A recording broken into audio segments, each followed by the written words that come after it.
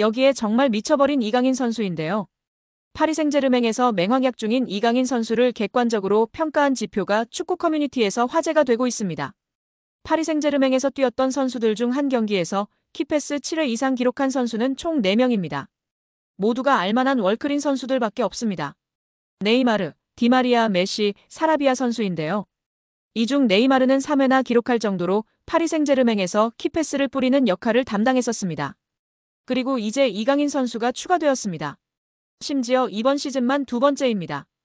지난 2024년 시즌에서 키패스 7개를 기록했고 올 시즌 생테티엔전에서 키패스 7개를 기록하며 네이마르 선수에 이어 2번째로 많은 한 경기 키패스 7회 기록 선수가 되었습니다.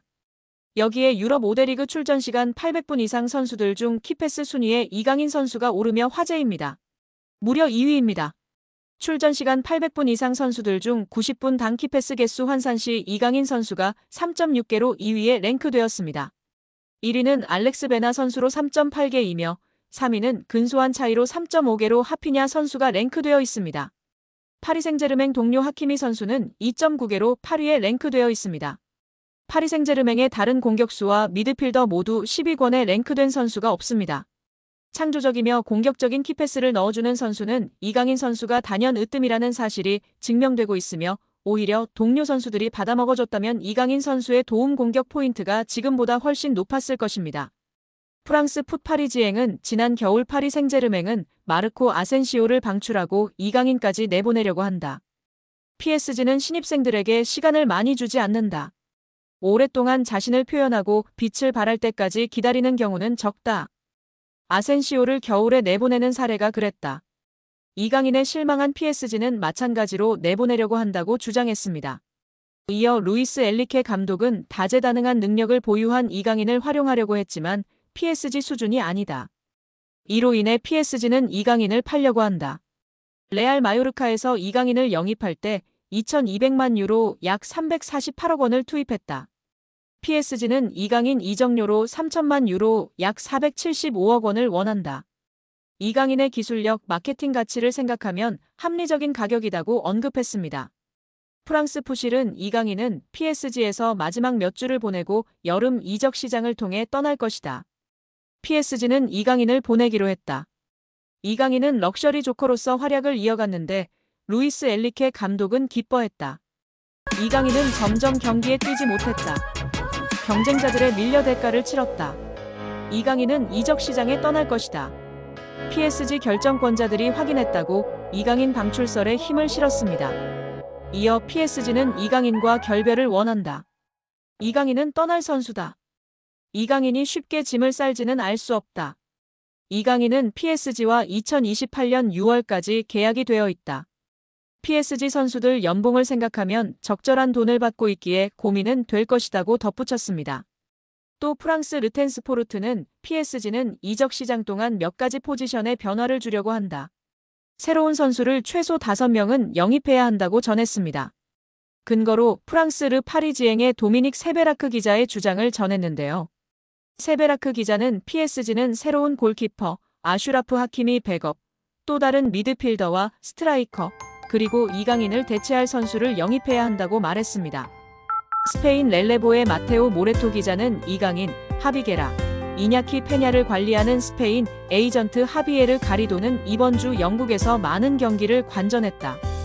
맨유, 아스톤 빌라, 에버턴을 포함해 몇몇 구단과 만났다고 하면서 이강인 이적설에 불을 지폈습니다. 여기에 맨유와 연결되는 부분은 놀라움을 주는데요. 지난 겨울에도 맨유 이적설이 나왔습니다. 이탈리아 투토 메르카토는 이강인은 올겨울 유럽 축구 시장을 뜨겁게 달굴 수 있는 선수 중 한 명이다. 프리미어리그 두 구단이 그를 여러 차례 관찰한 바 있다. 뉴캐슬과 맨유에서 이강인에 대해 문의했다. 앞으로 며칠 동안 영입을 시도할 것으로 보인다고 언급했고 맨유가 다가올 여름에 중원 개혁을 시도할 예정이라는 소식이 알려지자 이강인 필요성이 주목됐었습니다.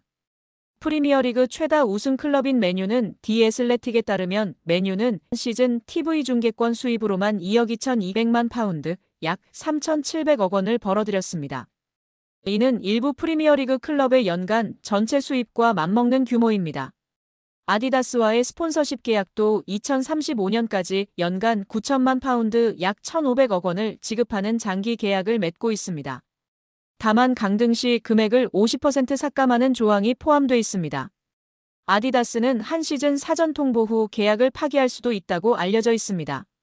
맨유의 연봉 총액은 3억 6,500만 파운드 약 6,100억 원입니다. 이는 하루 100만 파운드 약 17억 원을 지출하고 있습니다. 대부분의 프리미어리그 구단이 강등 시 50% 임금 삭감 조항을 두고 있지만 맨유는 이런 조항이 없는 것으로 알려져 있습니다. 한마디로 미친 듯이 돈을 뿌려대는 클럽입니다.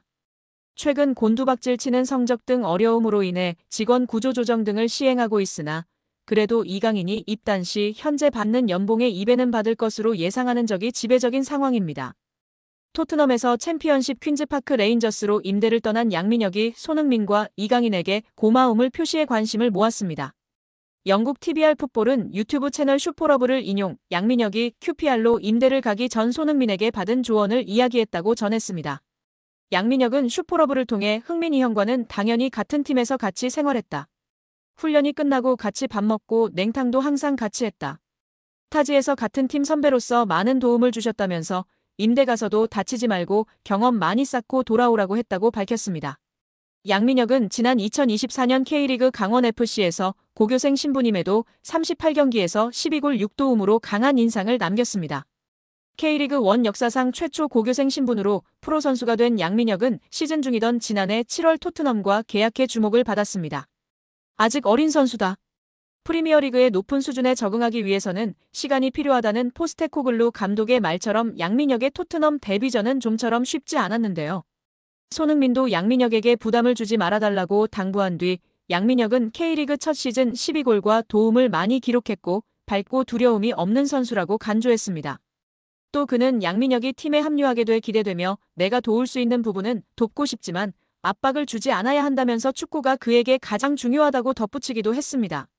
결국 양민혁은 경험을 쌓기 위해 QPR로 임대 이적하기로 했습니다. 요한 랑게 토트넘 테크니컬 디렉터는 제게 있어 임대 시장은 선수들의 성장에 있어 매우 중요한 단계라면서 프리미어리그 데뷔를 한 선수들의 80% 이상이 임대를 경험했다고 밝혔습니다.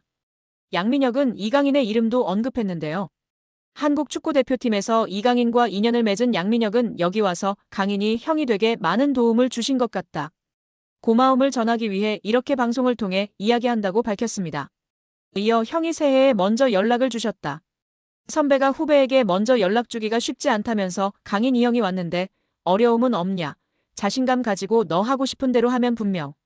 내가 좋은 위치에 원하는 위치에 갈 수 있다 등의 조언을 많이 해줬다고 마워했습니다.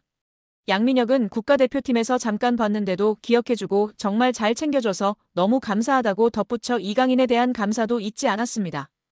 여기에 주민규와의 단독 인터뷰가 화제가 되고 있는데요. 다양한 이야기 속 이강인 선수와 관련한 일화가 화제가 되고 있습니다. 주민규는 지난 3월 북중미 월드컵 아시아 지역 2차 예선을 앞두고 33세 333일이라는 나이로 국가대표 최고령 최초 발탁 기록을 썼습니다. 앞서 지난 6일 싱가포르전에서는 34세 54일 나이에 데뷔골을 터뜨리며 관심을 한몸에 받기도 했습니다. 그는 주변서 2026 북중미 월드컵도 가야 하지 않느냐고 말한다. 물론 마음속엔 있을지라도 생각하지 않으려고 한다. 현재에 충실하며 많은 골을 넣는 게 목표라고 말했습니다. 그런가 하면 주민규는 대표팀 합류 당시 주장 손흥민을 비롯해 조현우, 엄원상 등 동료들의 도움이 컸다고 말했습니다. 내가 낯을 많이 가린다.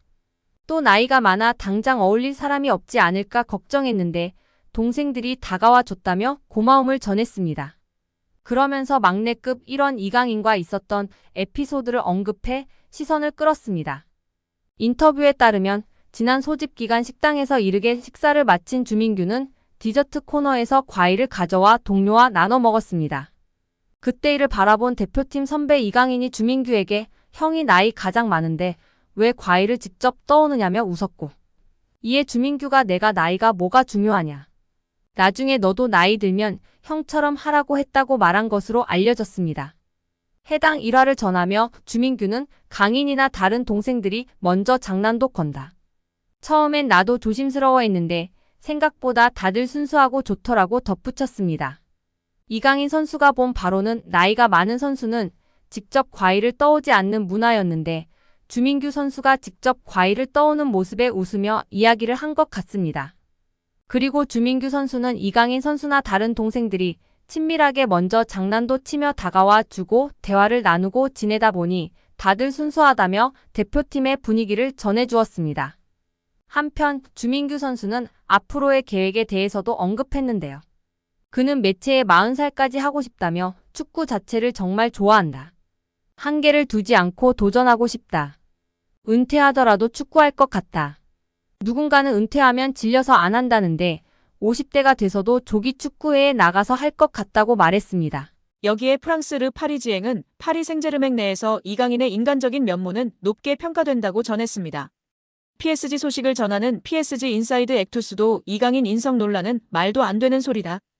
검증되지 않은 이야기로 누군가를 비난하는 건 쉽다. 이강인은 예의가 바르고 친절하고 감사할 줄 안다. 어떤 선수를 거만하다고 말하는 건 쉽다. 정보인 양속이면서 이강인을 손가락질하고 있다며 지난 프랑스 매체의 억가를 정면 대응했습니다.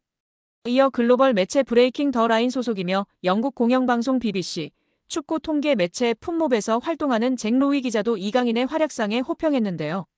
로위 기자는 이강인은 한국 축구 공격의 미래라는 멘트를 첨부했습니다.